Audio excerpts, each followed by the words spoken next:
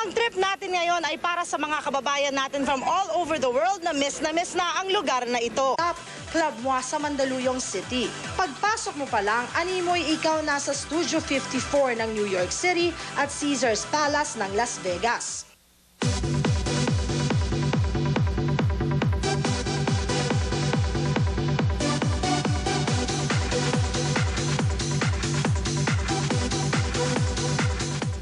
Dito po sa trip na trip, ito po ang pangalawang pagkakataon na kami nagpunta dito sa Club Hello mga Moi. trippers! Actually, second time na po ng trip na trip dito sa Club Moi. Pero yung unang ginawa namin, ninanood lamang po kami ng show. Bagamat nag-enjoy kami, but this time around, gagawin ko po mismo yung ginagawa ng mga professional gay artists dito sa Club Moi na parang mala Las Vegas or Moulin Rouge. Yeah. Oops! Medyo bibitinin muna namin kayo kung ano ang magiging itsura ni Kosang Franzen. Ladies and gentlemen, please welcome the Folie de Moi.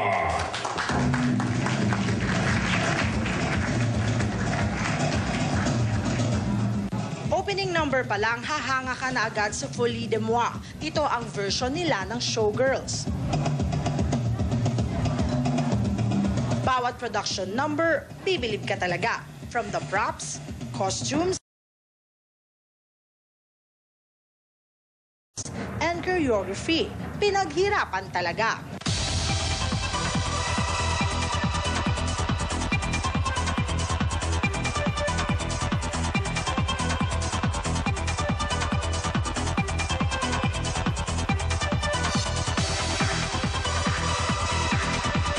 On stage, kakaiba ang adrenaline ng mga Folie de Moi. Pwedeng-pwede makipagsabayan sa mga showgirls ng Las Vegas. Most uploaded sa kanilang repertoire ang Cats.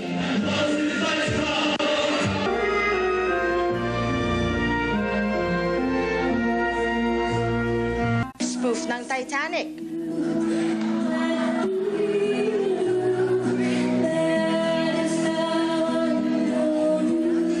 Replica ng Rio de Janeiro Mardi Gras Festival. After the grand showcase of their talents, isa-isa nang lumabas ang mga performers. Pero teka, nasan na si Kosang Franzen? Mukha atang umatras na sa kanyang hamon.